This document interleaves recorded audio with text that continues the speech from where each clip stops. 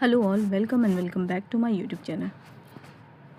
पिछली वीडियो में हमने हिंदी का गद्य साहित्य डॉक्टर रामचंद्र तिवारी की इस पुस्तक से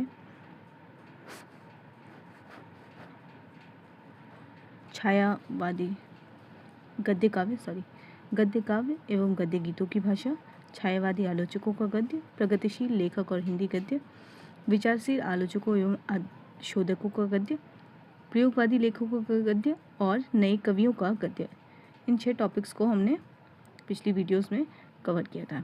आज के इस वीडियो में हम खंड क से उपसंहार वाले सेक्शन को देखेंगे। उपसंहार का जो ये शीर्षक है या फिर ये जो सेक्शन है वो ओवरऑल यानी अब तक हमने जो भी कुछ किया है यानी साहित्य में गद्य पद्य की स्थिति, आदिकालीन हिंदी गद्य, राजस्थानी गद्य, ब्रजभाषा गद्य, दक्षिणी का खड़ी बोली गद्य, उत्तर भारत का गुरुमुखी लिपि में खड़ी बोली गद्य, या फिर भारतेंदु युग का पूरा जो साहित्य है गद्य साहित्य, और द्विवेदी युग का पूरा गद्य साहित्य, छायावाद युग का या प्रगतिवाद, प्रगतिशील या नए कवियों का जो गद्य रहा है, उन सभी को हम निष्कर्ष रूप में इस सेक्शन में देखने वाले हैं। तो ये वीडियो शायद लंबा होगा, इस वजह से हम उत्तराधुनिक गद्य और शक्ति दुर्बलताएं और समस्याएं, इन तीनों को हम अगले वीडियो में कंप्लीट करेंगे। इस वीडियो को हमने स्टॉप किया था नए कवियों के गद्य से, ठीक है, यहाँ तक हमने बात कर ली थी। आज के इस वीडियो में हम उपसंहार जो शीर्षक है 16वां नंबर उसे देखने वाले हैं। इससे संबंधित पहला जो प्रश्न है, हिंदी गद्य की विशेषता क्या है। उपसंहार में ओवरऑल जितना भी अभी तक हमने देखा यानी भारतेंदु युग से लेकर, चूँकि ये जो विषय था भारतेंदु हिंदी गद्य शैली से हमने रूपांतर देखना स्टार्ट किया था, जिसमें भारतेंदु युग, द्विवेदी युग, छायावाद, उसके बाद प्रगतिशील, प्रयोगवाद, इस तरीके से नए कवियों तक हमने उनके गद्य के स्वरूप को देखा था, ठीक है। तो ये जो 16वां नंबर टॉपिक जो है शीर्षक है उपसंहार, ये ओवरऑल यानी अब तक जो हमने गद्य के स्वरूप को देखा उस पर आधारित जो प्रश्न है उसको इसमें शामिल किया गया है, ठीक है। तो पहला प्रश्न है, हिंदी गद्य की विशेषता क्या है। ऑप्शन ए, वह जीवन की प्रत्येक गति और स्थिति को सार्थक एवं प्रभावी अभिव्यक्ति देने में सक्षम है। ऑप्शन बी, वह केवल एक विशिष्ट विधा में ही प्रयोग होता है। ऑप्शन सी, वह बहुत जटिल और समझने में कठिन है। ऑप्शन डी, वह बहुत छोटी और संक्षिप्त है। तो इसका सही उत्तर क्या होगा। हिंदी गद्य की विशेषता क्या है कि वह जीवन की प्रत्येक गति और स्थिति को सार्थक एवं प्रभावी अभिव्यक्ति देने में सक्षम है। तो गद्य की सबसे महत्वपूर्ण विशेषता क्या होती है कि इसमें जीवन के प्रत्येक घटनाओं को बहुत कह सकते हैं सहज और सरल शब्दों में अभिव्यक्त किया जा सकता है, ठीक है, और बहुत प्रभावी ढंग से भी अभिव्यक्त किया जा सकता है। दूसरा प्रश्न है, हिंदी गद्य की नवीन विधाएं कौन सी हैं। ऑप्शन ए है संस्मरण, रेखाचित्र, डायरी, पत्र, रिपोर्टाज, यात्रावृत्त, साक्षात्कार, व्यंग लेख, कैरिकेचर, एकालाप। ऑप्शन बी, केवल संस्मरण और रेखाचित्र। ऑप्शन सी, केवल डायरी और पत्र। ऑप्शन डी, केवल रिपोर्टाज और यात्रावृत्त। तो इसका सही उत्तर क्या होगा। ऑप्शन ए, संस्मरण, रेखाचित्र, डायरी, पत्र, रिपोर्टाज, यात्रावृत्त, साक्षात्कार, व्यंग लेख, कैरिकेचर और एकालाप। वहीं अगर हम बात करें निबंध, आलोचना, नाटक, कहानी, उपन्यास, निबंध, जीवनी, गद्य, गीत आदि, ये परिचित विधाएं। नवीन विधाओं में किनका जन्म हुआ है। संस्मरण, रेखाचित्र, डायरी, पत्र, रिपोर्टाज, यात्रावृत्त, साक्षात्कार, व्यंग्यलेख, कैरिकेचर और एकालाप। अगला प्रश्न है, हिंदी गद्य को प्रभावित करने वाले कारक कौन से हैं। ऑप्शन ए, हिंदीतर भाषाओं के प्रयोग के शब्द प्रयोग, उच्चारण वैशिष्ट्य तथा वाक्य रचना भंगिमा। ऑप्शन बी, केवल अंग्रेजी के शब्द। ऑप्शन सी, केवल क्षेत्रीय, जनपदीय एवं आंचलिक शब्द बोलियों के शब्द। ऑप्शन डी, केवल संस्कृत के शब्द। तो इसका सही उत्तर क्या होगा। हिंदी गद्य को प्रभावित करने वाले कारक कौन से हैं। ऑप्शन ए, हिंदीतर भाषाओं के शब्द प्रयोग, उच्चारण वैशिष्ट्य तथा वाक्य रचना भंगिमा, ठीक है। तो ये हिंदी गद्य को प्रभावित करने वाले कारक हैं। अगला प्रश्न है, हिंदी गद्य के विकास के साथ लेखकों और रचनाकारों का क्या दायित्व है। ऑप्शन ए, हिंदी गद्य की मूल प्रकृति की रक्षा करना, उसे जीवन की वास्तविकता से निरंतर जुड़े रखना तथा उसके विकास की गति को सुनिश्चित और स्वस्थ दिशा देने का दायित्व है। ऑप्शन बी, केवल हिंदी गद्य की मूल प्रकृति की रक्षा करना दायित्व है। ऑप्शन सी, केवल उसे जीवन की वास्तविकता से निरंतर जुड़े रखने का दायित्व है। ऑप्शन डी, केवल उसके विकास की गति को सुनिश्चित और स्वस्थ दिशा देने का दायित्व है। तो हिंदी गद्य के विकास के साथ लेखकों का और रचनाकारों का क्या दायित्व बढ़ जाता है? तो इसका सही उत्तर होगा पहला, यानी अगर गद्य का विकास लेखक कर रहे हैं या रचनाकार कर रहे हैं तो उनके पास क्या क्या जिम्मेदारी है या दायित्व है। पहली तो जिम्मेदारी या कह सकते हैं दायित्व है या उनका कर्तव्य है हिंदी गद्य की मूल प्रकृति की रक्षा करना। दूसरी जिम्मेदारी या फिर दायित्व कह सकते हैं उसे जीवन की वास्तविकता से जोड़े रखना। तीसरी जो जिम्मेदारी है वह है विकास की गति को सुनिश्चित करना। और चौथी जिम्मेदारी क्या है कि स्वस्थ दिशा देना, कि विकास तो हो रहा है लेकिन विकास की जो दिशा है वो सही होनी चाहिए। ठीक है, ये भी एक महत्वपूर्ण जिम्मेदारी या दायित्व कह सकते हैं लेखकों पर होती है। हिंदी गद्य की मूल प्रकृति की रक्षा करना, उसे जीवन की वास्तविकता से निरंतर जुड़े रखना तथा उसके विकास की गति को सुनिश्चित और स्वस्थ दिशा देने का दायित्व हिंदी गद्य अपने विकास के प्रथम चरण से ही एक मध्यम मार्गी किंतु उदार दृष्टि अपनाकर आगे बढ़ा है। तो ये तो दायित्व रहा है इनका, अगर हम लेखकों की बात करें तो ये इनका दायित्व है। लेकिन अगर हम हिंदी गद्य के विकास से अगर देखें तो विकास के प्रथम चरण से ही, ठीक है, प्रथम चरण से ही अगर वो आगे बढ़ रहा है तो ये मध्यम मार्गी उदार दृष्टि को अपनाकर चल रहा है। जब आप उदार दृष्टि अपनाकर चलते हैं, किसी भी मार्ग की बात हो रही है यहाँ पे, अगर हम उदार होकर जीवन को जीते हैं या फिर चीज़ों को करते हैं तो वहाँ पे आपके लिए जो कह सकते हैं ना कि आपके विकास का मार्ग खुलना ज़्यादा आपके लिए वो बेहतर हो जाएगा, बजाय इसके कि आप बहुत सख्त रवैया अपना कर चलें। ठीक है, तो ये भी एक चीज़ है। तो अगर हम यहाँ पे देखें हिंदी गद्य के विकास के रूप में देखें तो ये मध्यम मार्ग अपनाता है और उदार दृष्टि अपनाकर आगे बढ़ रहा है। यही कारण है कि उसके विकास की जो दिशा है वह एक स्वस्थ दिशा की ओर वह आगे बढ़ता जा रहा है। अगला जो प्रश्न है, भारतेंदु हरिश्चंद्र ने हिंदी गद्य के लिए कौन सा मार्ग अपनाया? ऑप्शन ए मध्यम मार्गीय किंतु उदार दृष्टि, ऑप्शन बी उर्दू की ओर झुकी हुई आम फहम और खास पसंद भाषा, ऑप्शन सी संस्कृतनिष्ठ भाषा, ऑप्शन डी बहुत जटिल और समझने में कठिन भाषा। तो भारतेंदु हरिश्चंद्र ने हिंदी गद्य के लिए कौन सा मार्ग अपनाया? इसका सही क्या उत्तर होगा? इसका सही उत्तर होगा बी, यानी उर्दू की झुकी हुई आम फहम और खास पसंद भाषा। इसे डिटेल में समझते हैं। भारतेंदु हरिश्चंद्र ने राजा शिवप्रसाद सितारे हिंद की उर्दू की ओर झुकी हुई आम फहम और खास पसंद भाषा तथा राजा लक्ष्मण सिंह की संस्कृतनिष्ठ भाषा के बीच के मार्ग को अपनाकर हिंदी गद्य को जनसाधारण की मानसिकता के निकट प्रतिष्ठित किया। ठीक है, तो इन दोनों ही रचनाकार यानी राजा शिवप्रसाद सितारे हिंद की भाषा को भी उन्होंने अपनाया और राजा लक्ष्मण सिंह की भी भाषा को अपनाया। तो एक तरीके से देखा जाए तो भारतेंदु ने भी मध्यम मार्गीय और उदार दृष्टि को अपनाया। ये नहीं कि सिर्फ अपनी भाषा को लेकर चल रहे हैं, इस तरीके से काम नहीं किया उन्होंने क्या किया कि उनको जो चाहने वाले हैं यानी राजा शिवप्रसाद सितारे हिंद को पसंद करने वाले जितने पाठक हैं वो भी उस ओर बढ़ें या भारतेंदु हरिश्चंद्र की रचनाओं को ध्यान दें, और राजा लक्ष्मण सिंह के भी जो पाठक रहे हैं उनको भी शामिल करने के लिए ये एक उदार दृष्टि अपनाई गई इनके द्वारा। ठीक है, अगला जो प्रश्न है, आचार्य महावीर प्रसाद द्विवेदी ने हिंदी गद्य को क्या दिया? ऑप्शन ए परिष्कृत एवं समृद्ध रूप, ऑप्शन बी अनावश्यक व्यासत्व एवं बिखराव, ऑप्शन सी बहुत जटिल और समझने में कठिन रूप, ऑप्शन डी बहुत छोटा और संक्षिप्त रूप। तो महावीर प्रसाद द्विवेदी, चूँकि द्विवेदी युग का पूरा जो अगर हम देखें जो गद्य का स्वरूप रहा है वो परिमार्जन और परिष्कृत गद्य को लेकर चले हैं वो लोग। तो यहाँ पे अगर हम देखें तो इनकी जो भाषा है हिंदी गद्य को इन्होंने क्या दिया? परिष्कृत एवं समृद्ध रूप दिया। तो ये इनका एक महत्वपूर्ण योगदान रहा है महावीर प्रसाद द्विवेदी का गद्य के विकास में। अगला जो प्रश्न है वह आचार्य महावीर प्रसाद द्विवेदी ने हिंदी गद्य की मूल प्रकृति को क्या दिया? ऑप्शन ए व्यापक आधार पर प्रतिष्ठित किया, ऑप्शन बी बहुत जटिल और समझने में कठिन बनाया, ऑप्शन सी बहुत छोटा और संक्षिप्त बनाया, ऑप्शन डी केवल संस्कृतनिष्ठ बनाया। तो व्यापक आधार प्रतिष्ठित किया, ये इनका महत्वपूर्ण योगदान या कह सकते हैं मूल प्रकृति को महत्वपूर्ण योगदान इन्होंने दिया। इससे संबंधित अगला जो पॉइंट है वो हम देख लेते हैं। बाबू बाल मुकुंद गुप्त ने उसके अनावश्यक व्यासत्व एवं बिखराव को निखार कर अधिक चुस्त, तेजस्वी और चुनौती देने में एवं स्वीकारने की क्षमता से सशक्त और समृद्ध कर दिया। अब अगर हम बात करें, हमने भारतेंदु का देखा, हमने महावीर प्रसाद द्विवेदी के योगदान को देखा। अब अगर बाबू बाल मुकुंद गुप्त की बात करें तो इन्होंने अनावश्यक व्यासत्व एवं बिखराव को क्या किया, निखार कर अधिक चुस्त बनाया, तेजस्वी बनाया और चुनौती देने एवं स्वीकारने की क्षमता से सशक्त बनाया। ठीक है, अगला जो पॉइंट है वह है हिंदी गद्य का यह सौभाग्य ही कहा जाएगा कि आरंभ से ही उसे जीवन की ऊष्मा के साथ जोड़ा गया और द्विवेदी काल तक आते आते उसे राष्ट्रीय चरित्र प्राप्त हो गया था।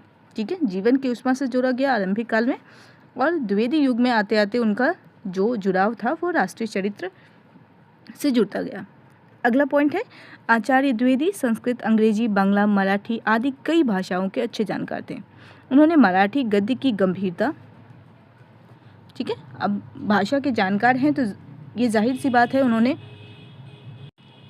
उन भाषाओं का प्रभाव जो है वो भी कहीं ना कहीं इस पर डाला ही होगा हिंदी गद्य के विकास में। तो उन्होंने मराठी गद्य की गंभीरता, उर्दू का चुटीलापन एवं रवानी, बांग्ला की रागात्मकता एवं भावदीप्ति, संस्कृत का औदात्य एवं लालित्य, अंग्रेजी का ढांचा लेकर हिंदी गद्य की मूल प्रकृति को व्यापक आधार प्रतिष्ठित किया। ठीक है, तो अब अगर हम देखें तो भाषा के अच्छे जानकार होने का भी एक क्या हुआ फायदा, क्या हुआ कि हिंदी को व्यापक आधार मिला। किस रूप में व्यापक आधार मिला, यानी उसमें रागात्मकता आई, कहाँ से आई, बांग्ला से। अगर हम लालित्य और औदात्य की बात करें तो वो कहाँ से आई, संस्कृत भाषा से आई। अगर हम उसके ढांचा या स्वरूप की बात करें तो वो कहाँ से आया, वो अंग्रेजी भाषा से आया। तो इस तरीके से अगर देखा जाए तो द्विवेदी जी ने इस गद्य के विकास में बहुमूल्य योगदान दिया है। अगला जो पॉइंट है वह उन्होंने प्रांतज यानी द्विवेदी जी ने प्रांतज शब्दों के स्थान पर व्यापक क्षेत्र में प्रचलित शब्दों को महत्व दिया है और हिंदी गद्य के एक ऐसे तत्समोन्मुख रूप की प्रतिष्ठा की जो उर्दू से दूर ना होने के कारण। ठीक है, अब पहले से देख लेते हैं। जो उर्दू से दूर ना होने के साथ बांग्ला, मराठी, गुजराती आदि से जुड़ा है। ठीक है, तो ऐसे गद्य की बात यहाँ पे हो रही है। ठीक है, तो प्रांतीय शब्दों के स्थान पर इन्होंने व्यापक क्षेत्रों में प्रचलित शब्दों को महत्व दिया है। अगला प्रश्न है आचार्य द्विवेदी के संपादकत्व में किस पत्रिका के माध्यम से हिंदी गद्य का विकास हुआ। ऑप्शन है सरस्वती, हिंदी प्रदीप, ऑप्शन सी मर्यादा, ऑप्शन डी काशी। सही उत्तर क्या होगा, ए सरस्वती।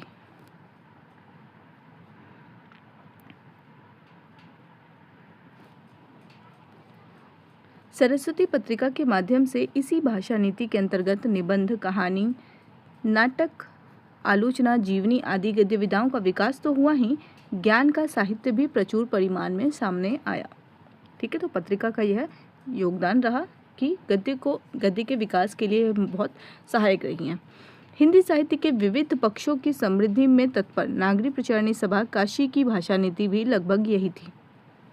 अगला प्रश्न अगर हम देखें, द्विवेदी युग की विशेषता क्या थी। ऑप्शन ए जागरण, सुधार एवं नैतिक मूल्यों की प्रतिष्ठा का युग, ऑप्शन बी केवल जागरण का युग, ऑप्शन सी केवल सुधार का युग, ऑप्शन डी केवल नैतिक मूल्यों की प्रतिष्ठा का युग। सही उत्तर होगा द्विवेदी युग की विशेषता क्या थी, जागरण, सुधार एवं नैतिक मूल्यों की प्रतिष्ठा का युग था। अगला प्रश्न है द्विवेदी युग के गद्यकारों की विशेषता क्या थी। ऑप्शन ए वे अपनी अलग अलग पहचान बनाए रख सके हैं, ऑप्शन बी वे सभी एक ही प्रकार की शैली में लिखते थे, ऑप्शन सी वे सभी आदर्शवादी थे, ऑप्शन डी वे सभी यथार्थवादी थे। तो द्विवेदी युग के गद्यकारों की विशेषता क्या थी कि वो आदर्श वो एक ही लेकर चले थे लेकिन उनकी पहचान अलग अलग थी। तो इसका सही उत्तर क्या हो जाएगा, ए।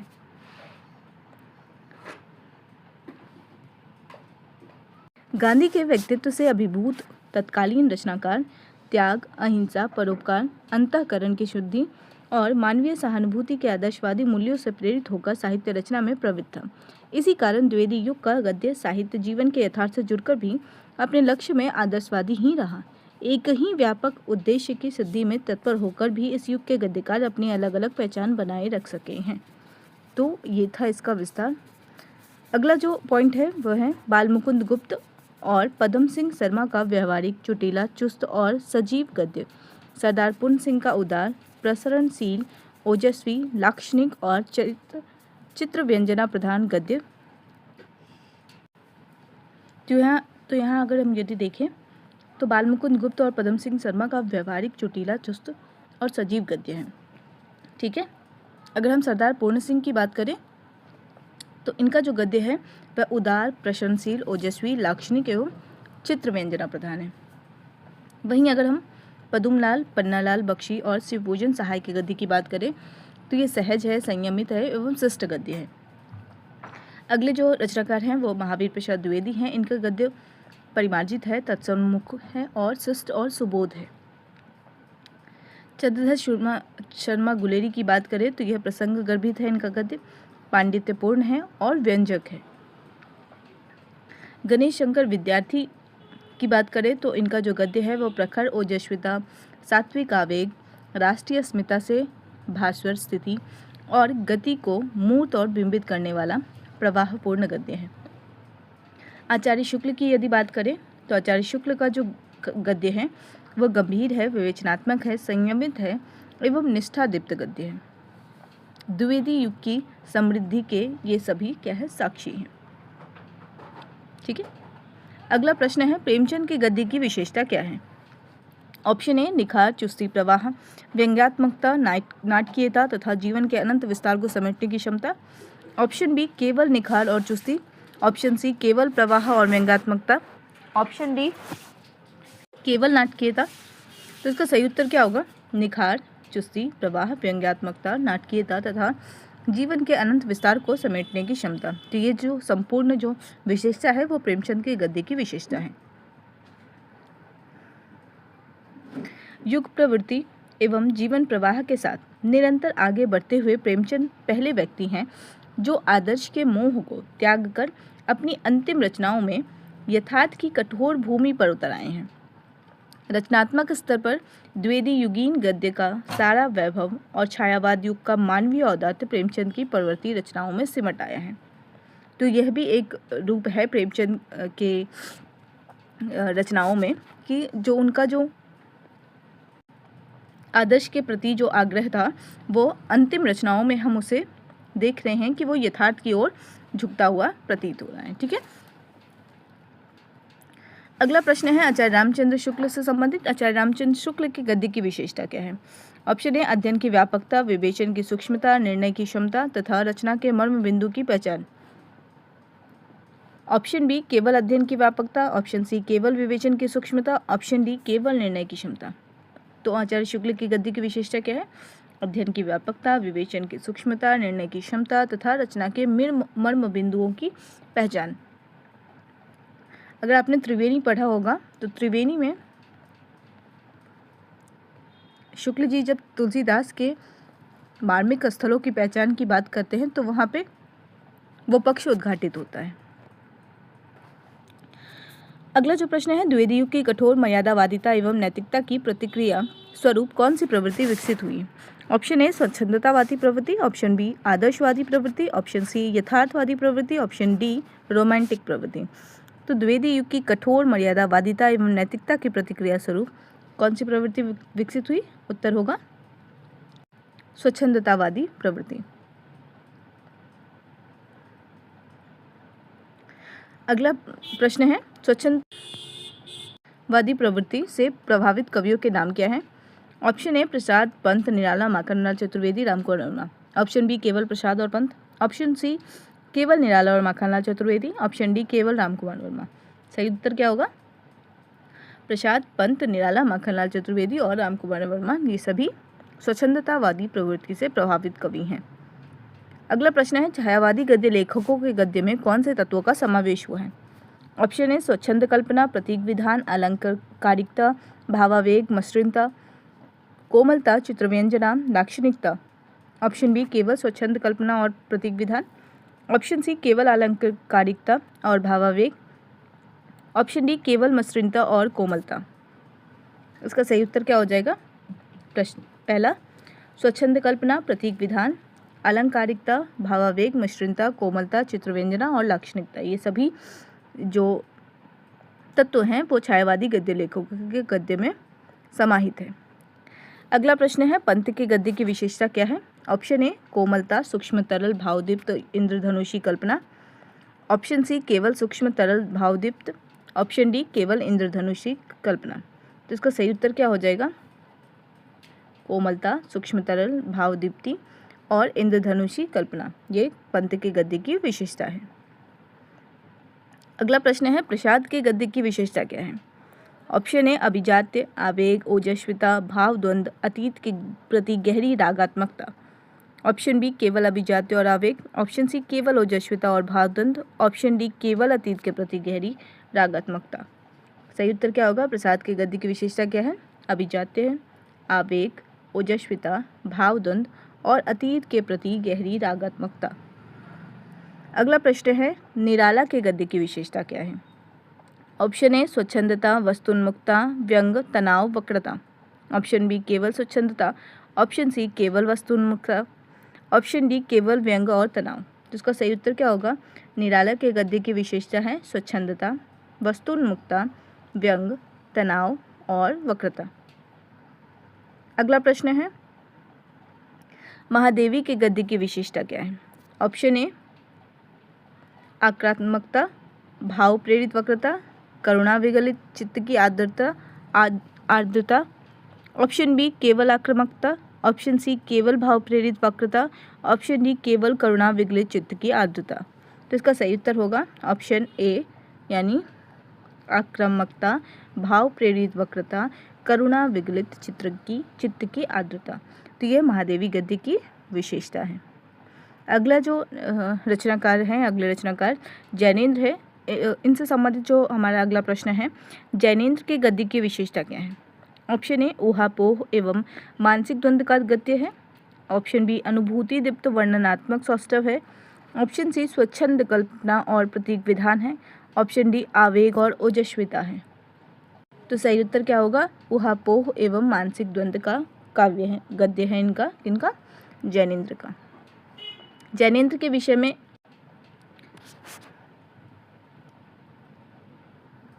कुछ उदाहरण है, वो हम देख लेते हैं। मनोवैज्ञानिक समीक्षकों ने उनकी गद्य को मन के अचेतन या अर्धचेतन क्षेत्र की भाषा कहा है। ठीक है, अब अगर प्रश्न पूछा जाए कि किनके काव्य को मनोवैज्ञानिकों ने मन के अचेतन या अर्धचेतन क्षेत्र की भाषा कहा है, तो इसका सही उत्तर क्या हो जाएगा? जैनेन्द्र। ठीक है, तो मनोवैज्ञानिक समीक्षकों ने उनके गद्य की भाषा को, यानी जैनेन्द्र की गद्य की भाषा को मन के अचेतन या अर्धचेतन क्षेत्र की भाषा कहा है। इसमें संदेह नहीं कि जैनेन्द्र कहते कम हैं, संकेतित अधिक करते हैं। अब अगर ये पूछा जाए, इसमें संदेह नहीं कि जैनेन्द्र कहते कम हैं, संकेतित अधिक करते हैं, ये किसका कथन है? तो ये रामचंद्र तिवारी का कथन है। किनके विषय में है? जैनेन्द्र के विषय में है। वे छोटे छोटे वाक्यों का प्रयोग करते हुए बातचीत के लहजे में बिना किसी प्रकार के आवेग या उष्मा का परिचय दिए अत्यंत विश्वसनीय मुद्रा में धीरे धीरे स्थिति का बोध कराते हैं। ऐसा समझा जाता है कि जैनेन्द्र के गद्य की यह प्रतीतिक सहजता चेष्टित और सायास है और इसलिए श्लाघ्य नहीं है। किंतु यदि मानव मन की अबूझ गहराई में उतरने के लिए यह चेष्टा अनिवार्य है, तो इसे अवांछित और दोषपूर्ण भी कैसे कहा जा सकता है? कुछ भी हो, यह सर्वमान्य है कि गांधी के अहिंसात्मक जीवन दर्शन को उसकी अंतिम तर्कसंगत परिणति तक ले जाकर रचनात्मक अभिव्यक्ति देने में जैनेन्द्र अन्यतम है। अब अगर प्रश्न पूछा जाए कि गांधी के अहिंसात्मक जीवन दर्शन को उसकी अन्यतम तर्कसंगत परिणति तक ले जाकर रचनात्मक अभिव्यक्ति देने में किनका योगदान रहा है या किसकी भूमिका रही है, तो सही उत्तर क्या होगा? जैनेन्द्र। और किनके अनुसार अगर ये कहा जाए, ये पूछा जाए, तो रामचंद्र तिवारी। अगला प्रश्न है इलाचन जोशी के उपन्यासों के गद्य की विशेषता क्या है? ऑप्शन है मानव मन की अतल गहराई में स्थित एक अबूझ रहस्यमय और स्वतंत्र जगत की सत्ता की स्वीकृति एवं उसके उद्घाटन की प्रेरणा। ऑप्शन बी अनुभूति दीप्त वर्णनात्मक सौष्ठव, स्वच्छंद कल्पना और प्रतीक विधान। ऑप्शन डी आवेग और ओजस्विता। तो इसका सही उत्तर क्या होगा? इलाचन जोशी के उपन्यासों के गद्य की विशेषता क्या है? मानव मन की अतल गहराई में स्थित एक अबूझ रहस्यमय और स्वतंत्र जगत की सत्ता की स्वीकृति एवं उसके उद्घाटन की प्रेरणा। इससे संबंधित तथ्य देख लेते हैं। मानव मन की अतल गहराई में स्थित एक अबूझ रहस्यमय और स्वतंत्र जगत की सत्ता की स्वीकृति और उसके उद्घाटन की प्रेरणा। इलाचंद जोशी के गद्य की विशेषता है। वस्तुतः फ्रायड और एडलर के मनोविश्लेषण से प्राप्त निष्कर्षों के आधार पर पात्रों एवं स्थितियों की सायास कल्पना के कारण आपकी गद्य की सहजता समाप्त हो गई है। ठीक है, तो यह भी एक तथ्य, महत्वपूर्ण तथ्य किनके विषय में है? इलाचंद जोशी के विषय में है। अगला जो पॉइंट है, कहना ना होगा कि माखनलाल चतुर्वेदी, प्रसाद महादेवी, निराला की गद्य कृतियाँ राष्ट्रीय चेतना से युक्त है और उनमें उपेक्षितों के प्रति गहरी सहानुभूति भी है। उत्तर छायावाद के युग के कवि दिनकर और हरिवंश राय बच्चन, उत्तर छायावाद यानी राष्ट्रीय सांस्कृतिक धारा से संबंधित जो कवि हैं, जिसमें दिनकर और हरिवंश राय बच्चन का भी नाम आता है, का गद्य भी राष्ट्रीय सांस्कृतिक चेतना से मंडित एवं रागदीप्त है।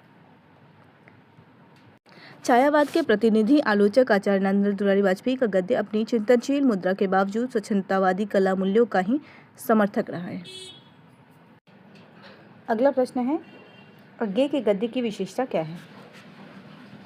ऑप्शन है व्यक्ति को केंद्र में रखकर स्वाधीन जिज्ञासा वृत्ति, ऑप्शन बी केवल बौद्धिक प्रखरता, ऑप्शन सी केवल स्वतंत्र जिज्ञासा, ऑप्शन डी केवल रूढ़ियों के अस्वीकार की क्रांतिकारी मुद्रा। इसका सही उत्तर क्या हो जाएगा? व्यक्ति को केंद्र में रखकर स्वाधीन जिज्ञासा वृत्ति। इससे संबंधित तथ्य जो है वो देख लेते हैं। व्यक्ति को केंद्र में रखकर स्वाधीन जिज्ञासा वृत्ति से प्रेरित रचनाकार में अज्ञेय का गद्य अनेक दृष्टियों से विरल और विशिष्ट है। अज्ञेय ने अपने समूचे गद्य साहित्य में उन मूल आधारों के अन्वेषण का प्रयत्न किया है जो नैतिक, सांस्कृतिक एवं मानवीय मूल्यों के आदि स्रोत हैं। आपका गद्य एक तत्वचिंतक किंतु संवेदनशील रचनाकार का गद्य है। आपकी आरंभिक रचनाओं में बौद्धिक प्रखरता, स्वतंत्र जिज्ञासा एवं रूढ़ियों के अस्वीकार की क्रांतिकारी मुद्रा के साथ रोमानियत के तत्व भी संश्लिष्ट रूप में जुड़े हुए हैं, किंतु परवर्ती रचनाओं में आपकी संवेदनशील चिंतक की मुद्रा ही प्रमुख होती गई है। अगला प्रश्न है, अज्ञेय का गद्य कैसा है? ऑप्शन ए अमूर्त स्थितियों को आकार देने की चेष्टा है उसमें, ऑप्शन बी केवल सामाजिक यथार्थ का चित्रण है, ऑप्शन सी केवल व्यक्तिवादी दृष्टिकोण है, ऑप्शन डी केवल ऐतिहासिक परिप्रेक्ष्य है। तो इसका सही उत्तर होगा अमूर्त स्थितियों को आकार देने की चेष्टा की गई है। उत्तर में इनका है, अमूर्त स्थितियों को आकार देने की चेष्टा का प्रतिफल है जिन्हें मन की आंखों से देखा और बुद्धि की उंगलियों से छुआ जा सकता है। तो ऐसा गद्य किनका है? अज्ञेय का है। अगला प्रश्न देखने से पहले ये तथ्य देख लेते हैं। प्रेमचंद की परंपरा में सामाजिक यथार्थ को अनेक दृष्टियों एवं कोणों से प्रस्तुत करने वाले उनके परवर्ती कथा लेखकों भगवती चरण वर्मा, उपेंद्र नाथ अश्क, यशपाल, अमृतलाल नागर आदि के गद्य में मध्यवर्गीय सामाजिक जीवन के विविध पक्षों को अभिव्यक्ति देने और व्यक्ति एवं सबके बीच सामंजस्य स्थापित करने का प्रयत्न किया गया है। अगला प्रश्न है, भगवती बाबू के गद्य की विशेषता क्या है? ऑप्शन है आधुनिक सामाजिक जीवन की विविध और बहुरंगी स्थितियों का चित्रण, ऑप्शन बी केवल तार्किकता, ऑप्शन सी केवल फक्कड़पन, ऑप्शन डी केवल व्यंग। तो इसका सही उत्तर होगा भगवती बाबू के गद्य की विशेषता क्या है? आधुनिक सामाजिक जीवन की विविध और बहुरंगी स्थितियों का चित्रण। इससे संबंधित जो पॉइंट है वो देख लेते हैं। भगवती बाबू का गद्य आधुनिक सामाजिक जीवन की विविध और बहुरंगी स्थितियों का निरंतर बदलते मूल्यों एवं मान्यताओं को ऐतिहासिक परिप्रेक्ष्य में प्रस्तुत करता है। वे आधुनिक जीवन की विडंबनाओं से बखूबी परिचित हैं, उस पर व्यंग करते हैं, किंतु उसमें परिवर्तन न कर पाने के एहसास को एक नियतिवादी दर्शन से जोड़कर संतोष कर लेते हैं। उनकी तार्किकता, उनका फक्कड़पन, उनका व्यंग और चीज़ों को आगे पीछे रखकर आकर्षक बनाने की क्षमता उनके गद्य के प्रमुख आकर्षण है। अगला प्रश्न देखते हैं, उपेंद्र नाथ अश्क के गद्य की विशेषता क्या है? ऑप्शन ए मध्यवर्ग की संघर्ष गाथा का यथार्थ चित्रण, ऑप्शन बी केवल रोमांटिक दृष्टिकोण, ऑप्शन सी केवल ऐतिहासिक परिप्रेक्ष्य, ऑप्शन डी केवल व्यक्तिवादी दृष्टिकोण। तो इसका सही उत्तर क्या हो जाएगा? मध्यवर्ग की संघर्ष गाथा का यथार्थ चित्रण। किनके काव्य में या किनके गद्य में? उपेंद्र नाथ अश्क के गद्य में। इससे संबंधित बिंदु है, उपेंद्र नाथ अश्क ने मध्यवर्ग की संघर्ष गाथा को यथार्थ के स्तर पर प्रस्तुत किया है। अश्क का गद्य गलियों, मोहल्लों, दुकानों तथा विभिन्न स्वभाव और संस्कारों के व्यक्तियों से संबंध छोटे छोटे ब्योरों को वस्तु दर्पण न्याय से बिंबित करता है।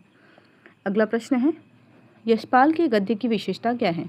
ऑप्शन ए समाजवादी यथार्थवाद का प्रभावी चित्रण, ऑप्शन बी केवल देश के विभाजन की विभीषिका का चित्रण।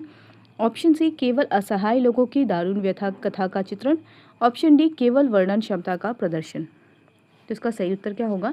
समाजवादी यथार्थ का प्रभावी चित्रण। किनके गद्य में? यशपाल के गद्य में। इससे संबंधित तथ्य हैं, उनके गद्य का सर्वाधिक सशक्त, व्यंजक और प्रभावी रूप झूठा सच में देखा जा सकता है। झूठा सच जो एक कह सकते हैं सुप्रसिद्ध कृति है किनकी? यशपाल की। तो उनके गद्य का सर्वाधिक सशक्त, व्यंजक और प्रभावी रूप किसमें देखा जा सकता है? झूठा सच में। देश के विभाजन की विभीषिका और उसके साथ जुड़ी हुई लाखों करोड़ों असहाय लोगों की दारुण व्यथा कथा को विस्तृत फलक पर अगणित सूत्रों के सहारे फैलाकर यशपाल ने अपनी अद्भुत वर्णन क्षमता का परिचय दिया है। उनका यह प्रयत्न अधिक सार्थक हुआ होता है यदि वे घटना प्रवाह को काव्योचित कल्पना का संस्पर्श दे सके होते। अगला प्रश्न है, अमृतलाल नागर के गद्य की विशेषता क्या है? ऑप्शन ए व्यक्ति और समाज के बीच सामंजस्य की तलाश। ऑप्शन बी केवल विवरण की सजीवता। ऑप्शन सी केवल स्थानीय रंगत। ऑप्शन डी केवल व्यंग। तो इसका सही उत्तर क्या होगा? व्यक्ति और समाज के बीच की सामंजस्य की तलाश। किनका ये है? अमृतलाल नागर के गद्य की विशेषता है। इनकी भाषा से संबंधित एक और तथ्य है, उनका प्रत्येक उपन्यास यानी अमृतलाल नागर के प्रत्येक उपन्यास के नए क्षेत्रों को प्रस्तुत करता हुआ ताजगी का एहसास कराता है। विवरण की सजीवता, स्थानीय रंगत, व्यंग तथा पात्रों के मानसिक द्वंद्व से उत्पन्न तनाव उनके गद्य को आकर्षक बनाते हैं। अगला प्रश्न है, आचार्य हजारी प्रसाद द्विवेदी के गद्य की विशेषता क्या है? ऑप्शन ए समाज गुम्फित अलंकृत शैली का अवतरण। ऑप्शन बी केवल बाणभट्ट की आत्मकथा का वर्णन। ऑप्शन सी केवल हर्षकालीन भारत का चित्रण। ऑप्शन डी केवल अलंकृत शैली का प्रयोग। तो इसका सही उत्तर क्या होगा? ऑप्शन ए समाज गुम्फित अलंकृत शैली का अवतरण। इससे संबंधित तथ्य हैं, बाणभट्ट के गद्य की समाज गुम्फित अलंकृत शैली को हिंदी में अवतरित करने का आपका प्रयास स्तुत्य है। बाणभट्ट की कल्पित आत्मकथा के माध्यम से हर्षकालीन भारत के सांस्कृतिक जीवन की विकृतियों को आधुनिक मानवीय संवेदना के आलोक में बिंबित करके आपने अद्भुत रचना शिल्प का परिचय दिया है। तो ये जो विशेषता थी वह हजारी प्रसाद द्विवेदी के गद्य की विशेषता थी। आगे हम देखते हैं वृंदावन लाल वर्मा के गद्य की विशेषता। वृंदावन लाल वर्मा से संबंधित जो पहला प्रश्न है वह है वृंदावन लाल वर्मा के गद्य की विशेषता क्या है? ऑप्शन ए बुंदेलखंड की जाति संस्कृति से दीप्त शब्दों का प्रयोग और लोक प्रचलित किंवदंतियों का समावेश। ऑप्शन बी केवल ऐतिहासिक कथा संदर्भों का समावेश।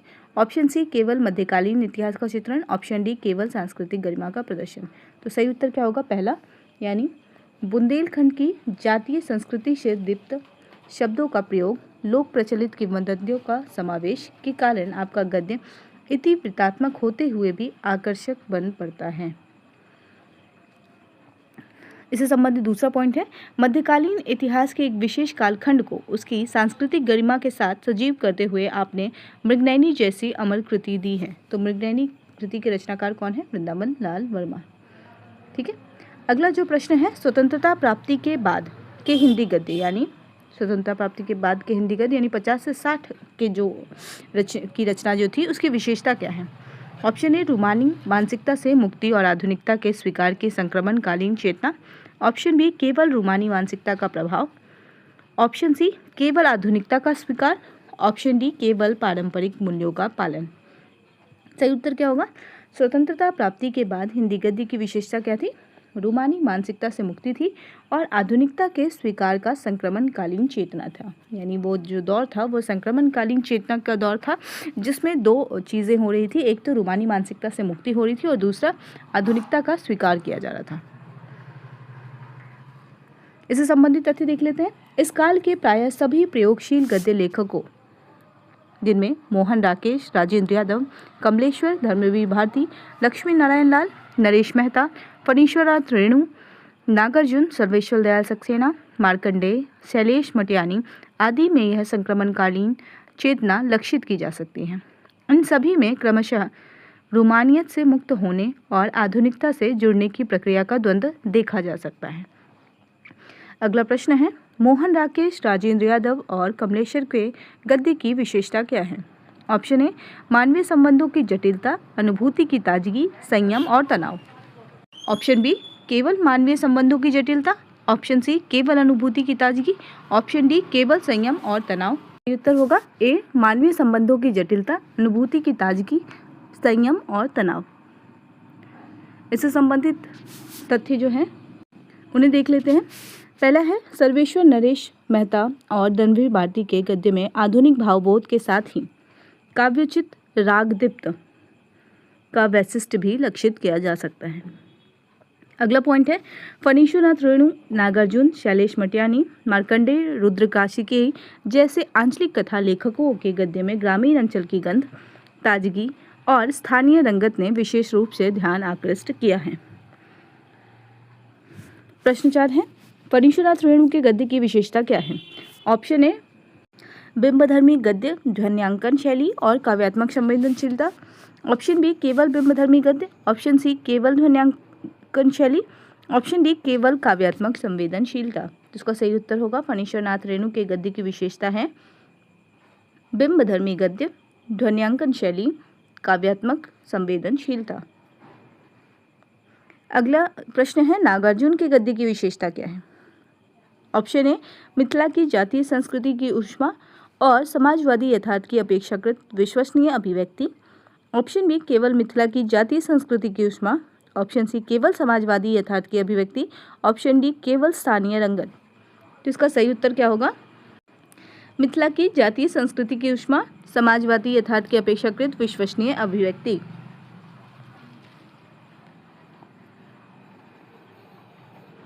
अगला पॉइंट है रुद्रकाशिकेयी का गद्य अपनी ताजगी, प्रयोगशीलता, लोक संपृक्ति, स्थानीय रंगत एवं गरिमा के कारण बरबस हमारा ध्यान आकृष्ट कर लेता है।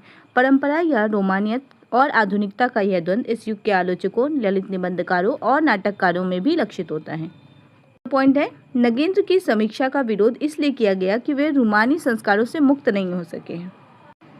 अगला पॉइंट है विद्यानिवास मिश्र, शिव प्रसाद सिंह में यह द्वंद्व एक सामंजस्यमयी स्थिति प्राप्त कर चुका है, यानी रूमानियत की मुक्ति और आधुनिकता का स्वीकार। यह जो द्वंद्व है यह एक सामंजस्यपूर्ण स्थिति में है, किनमें? विद्यानिवास मिश्र और शिव प्रसाद सिंह में।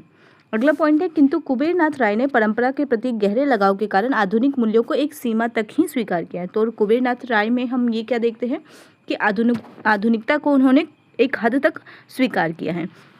नाटककारों में श्री जगदीश चंद्र माथुर और विष्णु प्रभाकर में यह द्वंद्व और इससे उत्पन्न नाटकीय तनाव की मुद्राएं स्पष्ट देखी जा सकती हैं। तो ये थे इन रचनाकारों के विषय में, और हम ये उपसंहार के रूप में कर रहे हैं, यानी ओवरऑल हम देख रहे हैं कि गद्य का जो स्वरूप हमने देखा वो रचनाकार के शैली विशेष के रूप में हम उनको देख रहे हैं। ठीक है, अगला प्रश्न है साठोत्तरी पीढ़ी के हिंदी गद्य की विशेषता क्या है? ऑप्शन ए आधुनिकता बोध के स्वीकार का गद्य, ऑप्शन बी केवल पारंपरिक मूल्यों का पालन, ऑप्शन सी केवल रूमानी मानसिकता का प्रभाव, ऑप्शन डी केवल यांत्रिकता का प्रभाव। तो इसका सही उत्तर क्या होगा? साठोत्तरी पीढ़ी के हिंदी गद्य की विशेषता क्या है? आधुनिकता बोध के स्वीकार का गद्य है। इससे संबंधित तथ्य देख लेते हैं। आज वैज्ञानिक प्रगति के साथ जीवन में बढ़ती हुई यांत्रिकता ने मानव के बीच सर्वथा नए संबंधों की सृष्टि की है। आज का मनुष्य व्यवस्था का पूर्जा बन गया है। मानव का रागात्मक चेतना का प्रसार अवरुद्ध हो गया है। मानवीय संवेदना में निरंतर ह्रास होता जा रहा है। मनुष्य बुद्धि एवं तर्क के सहारे समस्याओं का समाधान ढूंढने को विवश है। अब किसी सार्वभौम एवं शाश्वत सत्ता का स्वीकार अनावश्यक प्रतीत होने लगा है। आज का व्यक्ति व्यग्र, दुखी, निराश, ऊब और अकेलेपन के एहसास से पीड़ित एवं संत्रस्त है। वह अपने को अजनबी और निर्वासित अनुभव कर रहा है। इस अनुभव को विदेशी प्रभाव कहकर टाला नहीं जा सकता। विज्ञान की चकित कर देने वाली ध्वंसकारी शक्ति के सामने अपनी विवशता का बोध किसी देश या महाद्वीप तक ही सीमित नहीं है। इसलिए आधुनिकता आज की प्रत्येक साहित्य विधा को परखने की कसौटी बन गई है। यही कारण है कि आज प्रत्येक संवेदनशील गद्य लेखक आधुनिकता बोध का लेखक है।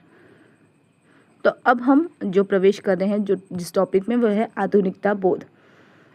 पहला प्रश्न है आधुनिकता बोध की विशेषता क्या है? ऑप्शन ए रागात्मक चेतना का प्रसार अवरुद्ध होना और मानवीय संवेदना में ह्रास होना, ऑप्शन बी केवल रागात्मक चेतना का प्रसार होना, ऑप्शन सी केवल मानवीय संवेदना का विकास होना, ऑप्शन डी केवल पारंपरिक मूल्यों का पालन होना। सही उत्तर क्या होगा? रागात्मक चेतना का प्रसार, अवरुद्ध होना और मानवीय संवेदना में ह्रास होना आधुनिकता की विशेषता है। अगला प्रश्न है, आज के व्यक्ति की विशेषता क्या है? ऑप्शन ए, व्यग्र, दुखी, निराश, ऊब और अकेलेपन के एहसास से पीड़ित एवं संत्रस्त। ऑप्शन बी, केवल व्यग्र और दुखी। ऑप्शन सी, केवल निराश और ऊब। ऑप्शन डी, केवल अकेलेपन के एहसास से पीड़ित। तो इसका सही उत्तर क्या होगा? आज के व्यक्ति की विशेषता है वह व्यग्र है, दुखी है, निराश है, ऊब है उसके भीतर और अकेलेपन के एहसास से पीड़ित एवं संत्रस्त है। अगला प्रश्न है, आधुनिकता बोध के साथ आने वाले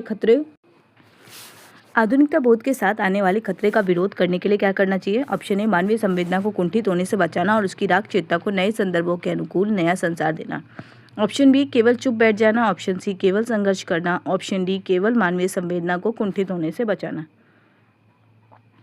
इसका सही उत्तर होगा ए, मानवीय संवेदना को कुंठित होने से बचाना, उसकी राग चेतना को नए संदर्भों के अनुकूल नया संस्कार देना। संबंधित तथ्य है इससे, राजेंद्र यादव, मोहन राकेश, कमलेश्वर, निर्मल वर्मा, धर्मवीर भारती, गिरिराज किशोर, ज्ञान रंजन, रविंद्र कालिया, दूधनाथ सिंह, कमलाकांत त्रिपाठी, मनु भंडारी, कृष्णा सोबती, उषा प्रियंवदा, मृदुला गर्ग, मैत्रेयी पुष्पा, प्रभा खेतान, चित्रा मुदगल, राजी शेठ, ममता कालिया, नाशिरा शर्मा, चंद्रकांता, अलका सरावगी, गीतांजलि श्री, अनामिका, अल्पना मिश्र हैं ये, आदि की गद्य कृतियाँ विश्वविद्यालय स्तर पर भी स्वीकृति प्राप्त कर चुकी हैं। इस दौर की रचनाओं ने हिंदी गद्य को अनुभव का घनत्व, संयम, सजगता और अंतर्दृष्टि प्रदान की है।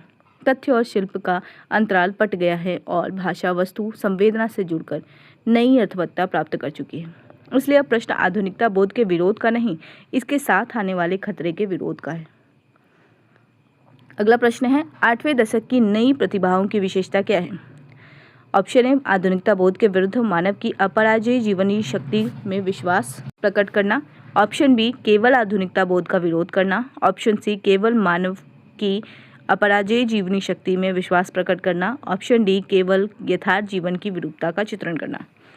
तो इसका सही उत्तर क्या होगा? ऑप्शन ए, यानी आधुनिकता बोध के विरुद्ध मानव की अपराजेय जीवनी शक्ति में विश्वास प्रकट करना। संबंधित तथ्य है, आधुनिकता बोध जनित असहायता के विरुद्ध मानव की अपराजेय जीवन शक्ति में विश्वास प्रकट किया है। इनका गद्य आधुनिकता बोध का नहीं, यथार्थ बोध का गद्य कहा जा सकता है।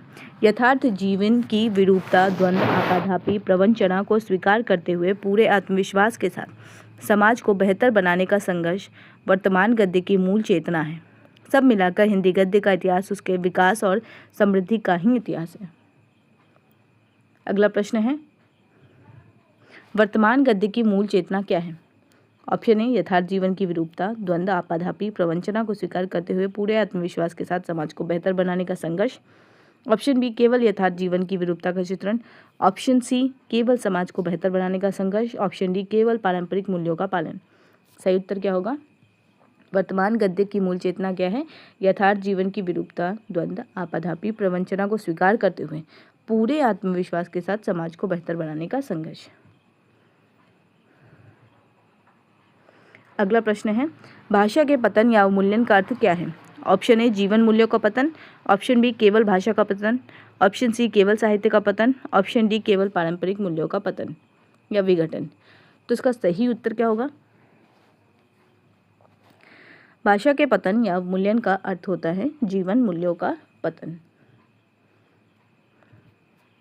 इससे संबंधित तथ्य हैं, भाषा का पतन तब होता है जब वह संवेदना शून्य होती है, जब रचना में छद्म का आधार लिया जाता है, जब शब्द अपनी सार्थकता खो देते हैं, जब रचना जीवन के यथार्थ से कट जाती है, जब उसमें अनुभव की दीप्ति का अभाव होता है। आज तो गद्य की इतिवृत्ति धर्मी विधाएं यानी जीवनी, यात्रा वृत्तांत और रिपोर्टाज भी अनुभव दीप्त होकर श्रेष्ठ रचनात्मक कृतियों में स्वीकृत हो रही हैं। भाषा के पतन या अवमूल्यन का अर्थ जीवन मूल्यों का पतन है। अगला जो टॉपिक है वह उत्तर आधुनिक गद्य है। ये हम अगले वीडियो में कंप्लीट करेंगे। फिलहाल इस वीडियो को यहीं पे एंड करते हैं और वीडियो को एंड तक देखने के लिए थैंक यू सो मच।